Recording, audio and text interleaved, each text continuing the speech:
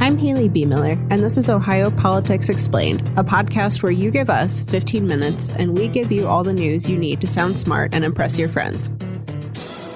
Welcome back to another episode of Ohio Politics Explained, the veepstakes debate edition. This week we're talking about the vice presidential debate between Ohio Senator J.D. Vance and Minnesota Governor Tim Walz, an increase in the number of out-of-state patients coming to Ohio for abortion procedures, and the deadline to register to vote is quickly approaching and early voting starts next week. Joining me this week is reporter Laura Bischoff. Welcome back to the show, Laura. Hey, thanks for having me. Laura, you watched the vice presidential debate Tuesday night with Vance and Walz, and one of the big takeaways that we're hearing from like the national news coverage seems to be that Vance did better in the debate, that he came across more polished than Walz, who was very nervous at the beginning. The candidates were way more cordial toward one another than former President Trump and Vice President Harris were at the presidential debate. Vance seemed focused on kind of introducing himself to a national audience. Yeah, I would say this was sort of the Midwest nice edition of national debates. They weren't afraid to say that they agree on certain things. They weren't afraid to express sympathy or empathy to one another. You know, there was a moment when Tim Walz said that his 17-year-old son had witnessed a shooting, and you could see Vance kind of visibly flinch. And then he said, I didn't realize that, Tim, and express some sympathy. I think you're right. I think the Walz started off a little bit rough, a little stilted delivery. Vance was more polished. And on that first question, which I think it had to do with like foreign relations, Vance took the moment to, out of his 2-minute response, spend about a minute and a half introducing himself to the viewers. And I thought it showed that he had a good command of how to run the clock and control the narrative. And oftentimes politicians will answer the question they wish they had been asked rather than the question they were actually asked. I didn't see Tim Walz do that. Yeah, well, one thing that is kind of interesting, I looked this up before we chatted, was before this, Vance's biggest stage was obviously when he spoke at the Republican convention this summer, and 18 million people watched that speech. 43 million people watched the debate. So this was kind of his first time on a bigger national stage for people to see him. Yeah, I mean, that's what happens when you get to that national level. It just is exponentially bigger than anything you can do just at the statewide level. Yeah, the debate, I mean, it seemed to me anyway that it was more important for Vance in a way than Walz, because, Vance is only 40 years old. He's only been in the U.S. Senate about 2 years. Donald Trump is almost 80 years old, will be over 80 if reelected. So, I mean, Vance needed to appear presidential. Absolutely. And I think he, by and large, accomplished that because he seemed confident and smooth and polished, not, sort of steady, I guess, just in his delivery and demeanor. And I think you're right. I think he needed to introduce himself and show that although he is young and inexperienced, people could see him a heartbeat away from the presidency, that it might be tenable. Now, Walz, you mentioned his comments earlier about his son witnessing a shooting. It seemed like toward the end of the debate, when gun issues came up and abortion came up, that's when Walz kind of found his footing. Yeah, I think that Vance, it's interesting. He kind of made the case of like, well, we need to help families and pregnant women and give them more options. And Walz said it's not an either or, and access to reproductive care shouldn't hinge on your zip code. And I think that Walz made the case on abortion and kind of put Vance a little bit in a corner. I think he did the same thing on the January 6th question, which came, I think, at the very end. J.D. Vance is in kind of a tough spot because that's a litmus test he has to pass with Donald Trump. He can't say Donald Trump lost the 2020 election, but the truth is he did lose. And so there's that disconnect. And I thought it proved to be kind of awkward for J.D. Vance. Yeah, and that clip toward the end of the debate has already been turned into an ad by the Harris and Walz campaign.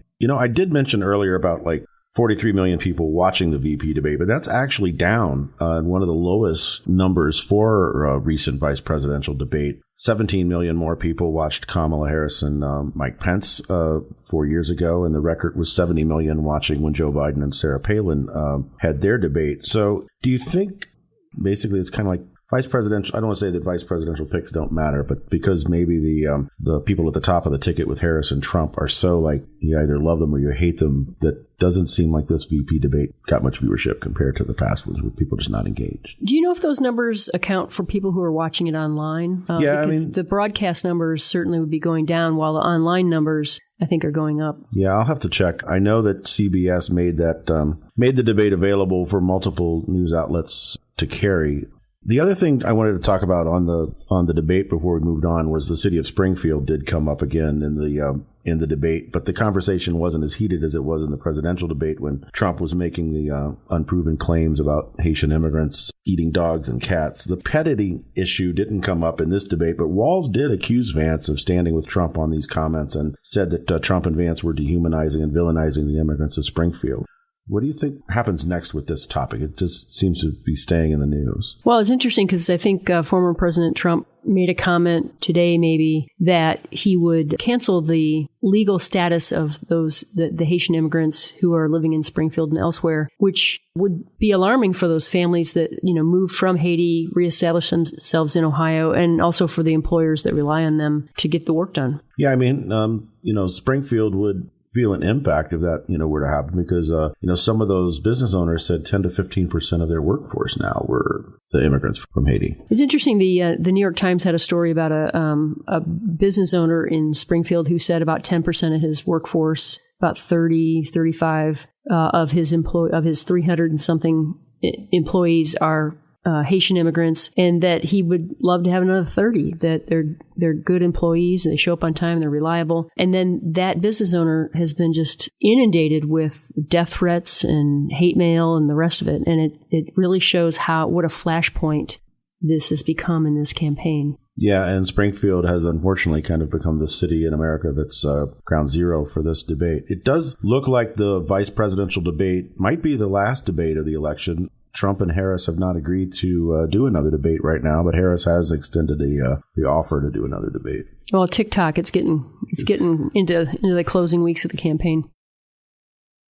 So the second topic, Laura, I wanted to talk about was the abortion report from Ohio, numbers from 2023 that came out this week. So Ohio, it seems, has become a destination state for people having abortions. According to the annual report, the number of out-of-state patients coming to Ohio for abortion services more than doubled last year from 2022. Ohio reported 22,000 abortions in 2023, which was a 19% increase from the year before. Late in 2023, Ohio voters did vote to protect abortion rights. So the increase we saw in 2023 isn't tied to the vote, but because Ohio's abortion law was on hold, Ohio was able to provide those services for people from nearby states that have more restriction. Yeah, there are a couple of things are happening here. One is that in 2022, we had, for a period of weeks, the 6-week abortion ban was in place. And then, again, the other thing, as you said, is we've become kind of a destination state.